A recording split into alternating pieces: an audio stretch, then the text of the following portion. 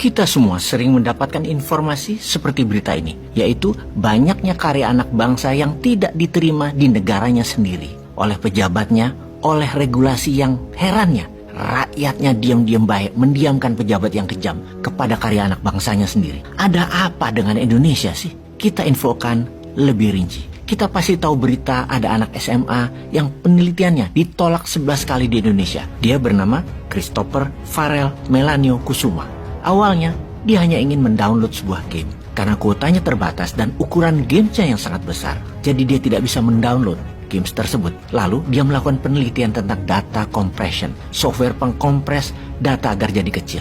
Akhirnya, dia mendapatkan banyak insight dari penelitian tersebut. Dan karena dia tahu bahwa ternyata belum ada satupun orang Indonesia yang melakukannya, dia pun melanjutkan penelitiannya mengenai data compression tersebut. Dia percaya kalau ada alat yang bisa mengkompres data hingga kecil bahkan hingga nano informasi, maka alat itu pasti sangat berguna di masa depannya. Lalu hasil penelitiannya dibawa di banyak ajang kompetisi daerah maupun nasional, tetapi penelitiannya tidak ada yang menanggapi.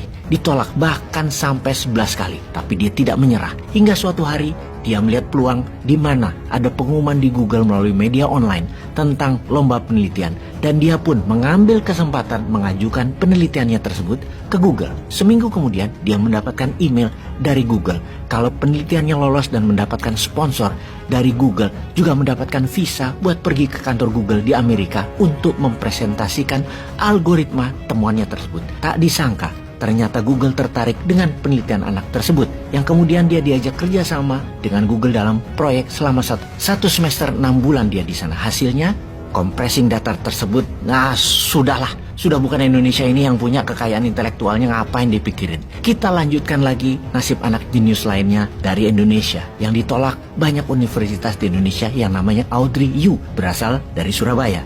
Sebagai bocah ajaib, dia menyelesaikan SD-nya hanya dalam 5 tahun, menyelesaikan SMP-nya dalam 1 tahun, menyelesaikan SMA-nya hanya dalam 11 bulan. Pada usia 10 tahun dia mencatat nilai TOEFL dengan nilai 573 yang merupakan rekor termuda di Indonesia yang bisa mencapai nilai tersebut. Usia 11 tahun sudah bisa menghafal kamus bahasa Inggris setebal 650 halaman. Ketika usia 13 tahun tidak ada satu universitas di Indonesia yang mau menerima dirinya, yang akhirnya dia memilih ke Amerika karena menjadi rebutan banyak kampus ternama di Amerika.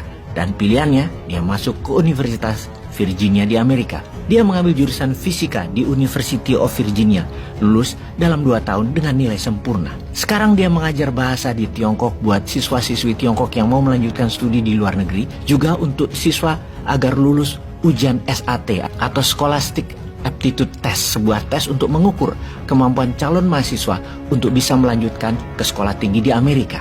Oke, kita mundur sebentar ke pesawat N250-nya Pak Habibie yang jenius. Sebuah pesawat fly-by-wire, karyanya tersebut adalah sebuah mahakarya penerbangan dunia. Pak Habibie melihat bahwa dengan 17.000 pulau di Indonesia, untuk membuat kesetaraan, maka semuanya harus terkoneksi. Maka untuk menyambung pulau satu dengan yang lainnya, untuk transportasi dan distribusi, pesawat berbaling-baling dengan mesin turboprop yang hanya memerlukan landasan pendek, murah biayanya, irit adalah solusinya. Hanya dengan menyambungkan semua jalur, maka kesetaraan akan terjadi di Indonesia. Disambungkan menggunakan pesawat N250 dan serial pesawat karya anak bangsa lainnya. Namun, hingga saat ini, produksi massal tidak terjadi.